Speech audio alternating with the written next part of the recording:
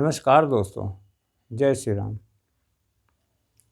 आज मैं आपसे ज्योतिष और विद्या मतलब एजुकेशन, शिक्षा। हालांकि विद्या और शिक्षा में बहुत अंतर है, लेकिन हम अभी फ़िलहाल उसको एक ही मान के चल रहे हैं। फिर भी आप देख लीजिए, ज्योतिष में शिक्षा विद्या का घर जो होता है वो पंचम भाव होता है।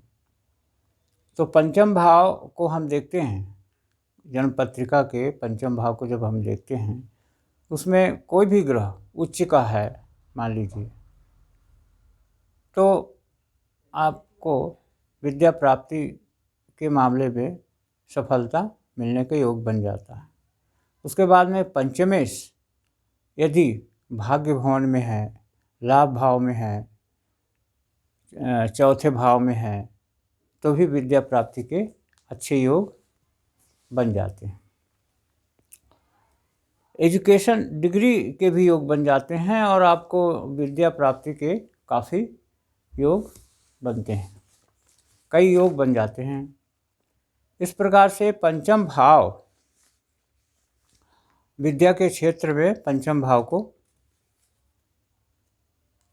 देखा जाता है।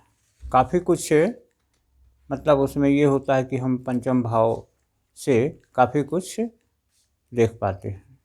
और उसमें हम एक चीज़ ये भी देखते हैं कि विद्या भाव में यदि उच्च के ग्रह हैं, कोई भी ग्रह हो लेकिन उच्च का हो, तो उसके हिसाब से हम देखते हैं कि उसमें आपको सफलता मिलने के योग काफ़ी कुछ अच्छे बन जाते हैं।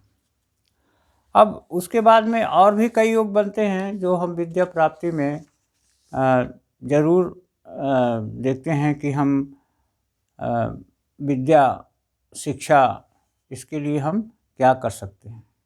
तो हमें करने के अलावे तो इसमें सरस्वती पूजा है ही है, सरस्वती यंत्र है, गणेश जी का है पूजन। उसके बाद में और योग और भी हम देखते हैं, यदि उसमें गुरु उच्च का है, बुध उच्च का है पंचम भाव में, तो जातक को सफलता मिलने के योग हर हालत में बनते हैं। समझदार भी होता है, होशियार भी होता है और बुद्धिमान भी हो जाता है।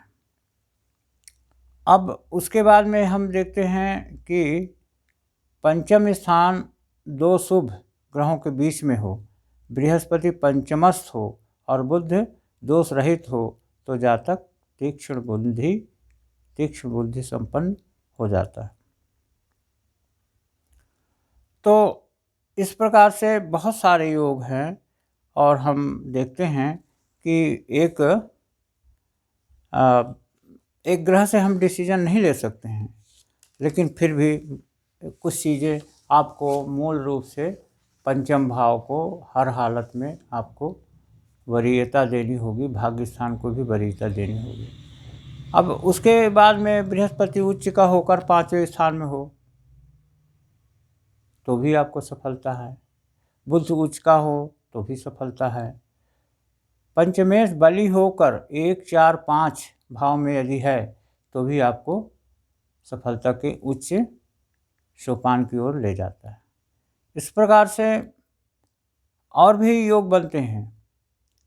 अब एक चीज़ और है, दशमेश, दशम घर का मालिक यदि लग्न में हो तो भी आपको सफलता मिल जाती है। बृहस्पति और चंद्र में राशि परिवर्तन योग हो तो भी सफलता मिल जाती है। इस प्रकार से आपको पंचम भाव, भाग्य भाव, दशम भाव और चंद्रमा, और इस प्रकार से चंद्र से त्रिकोण में बृहस्पति एवं बुध हो तो भी सफलता के योग होते हैं। त्रिकोण में मंगल हो तो भी सफलता को प्राप्त करने का चांस रहता है। इस प्रकार से बहुत सारे योग हैं और उसमें आपको समझना चाहिए कि मूल रूप से आपको देखना है कि पंचम भाव हमारा कैसा है। अब उसके बाद में हम देखते हैं कि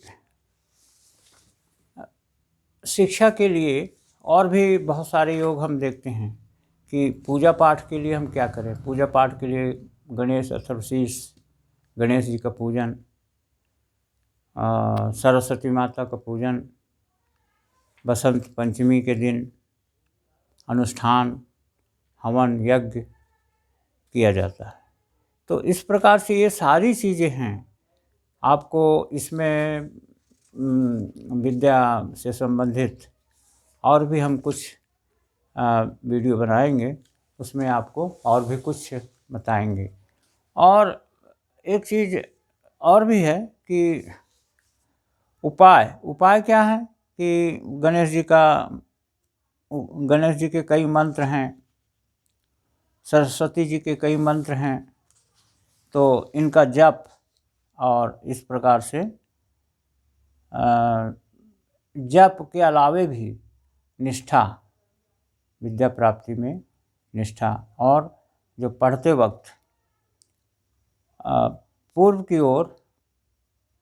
पूर्व या ईशान की ओर मुख होना चाहिए। और उसके अलावे कि हम उस वक्त में अपना कंसंट्रेशन सही रखें, और परीक्षा के समय जब हम जाते हैं कि हम परीक्षा देने जा रहे हैं, तो उस वक्त में हमें क्या करना चाहिए। उस वक्त में माता पिता का आशीर्वाद, भगवान जिसे हम जिस इष्ट को हम मानते हैं, उनका आशीर्वाद बहुत ज़रूरी होता है। और पढ़ने के समय हम रोज़ाना अपने माता पिता को प्रणाम करें और उनसे आशीर्वाद लें। और उसके बाद में हम सरस्वती मंत्र का जप करें, ओम ऐं सरस्वती नमः। या आपको और भी कुछ मंत्र होंगे सरस्वती माता के, गणेश जी के, तो उसे आप कर सकते हैं। और तिलक लगाइए, पीले चंदन का, केसर का, और पूर्व दिशा की ओर मुँह करके पढ़िए। और उसके बाद में प्रार्थना भी करिए कि मुझे इसमें सफलता दीजिए, विद्या प्राप्ति में सफलता। इस प्रकार से नाना प्रकार के उपाय हैं। और गुरुवार को माथे पर केसर का तिलक लगाइए और थोड़ी सी पीली सरसों या पीला रुमाल अपने पास रखें। या ये स्टोन यदि पहनते हैं तो उसमें टोपाज है, पुखराज है, इसका भी धारण आप कर सकते हैं। और यदि आप शुक्रवार के दिन परीक्षा आपकी पड़ती है, तो शुक्रवार के दिन दही का दान कर दीजिए या सफ़ेद वस्तुओं का दान करिए। शनिवार के दिन परीक्षा है तो बोलते हैं कि उसमें शनि से संबंधित वस्तुओं का दान करिए।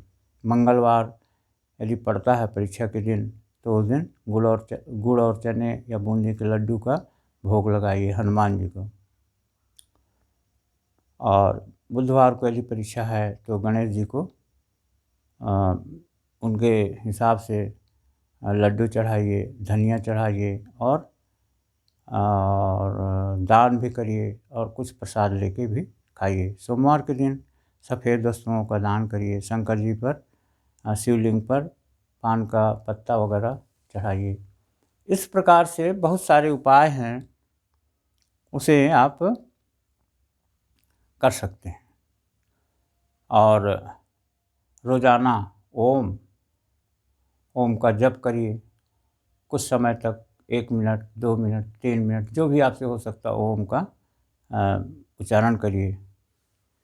तो यदि आप ये सब करते हैं, और सबसे बड़ी चीज़ है कि बुज़ुर्गों का, भगवान का और माता पिता का आशीर्वाद लेते हैं, तो आपको सफलता हर हालत में मिलने का योग बन जाता है। तो आज के लिए इतना ही, और आगे और भी कुछ हम शिक्षा पे वीडियो बनाने का प्रयास करेंगे। क्योंकि कई लोगों का कहना है कि हमारा बच्चा पढ़ता नहीं है, कहना नहीं मानता है। और तो ये बहुत सारी चीज़ें हैं, आगे चल कर के इन समस्याओं पर भी हम कुछ न कुछ वीडियो बनाने का प्रयास करेंगे। और यहीं से हम वीडियो का एंड करते हैं। और सभी लोगों को जय श्री राम। वीडियो देखने के लिए धन्यवाद।